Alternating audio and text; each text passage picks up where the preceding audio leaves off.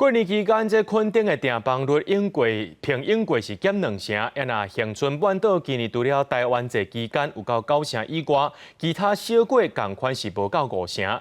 为了要请人客来佚佗，推出垦丁商战巴士之旅，固定拜6礼拜出发，一天有2班，会当坐在巴士顶头看风景。不过有游客认为讲，这日头真炎，有影是足热的。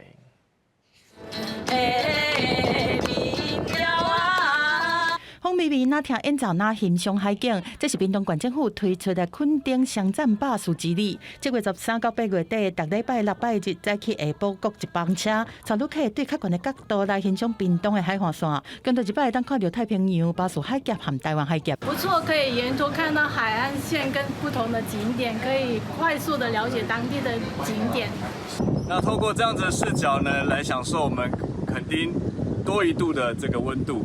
这一组差不多1点整40分，有旅客感觉真轻松，但是嘛有旅客讲真正是一直晒日头。今朝看嘛发现讲，坐车的人差不多拢戴帽仔来炸日头。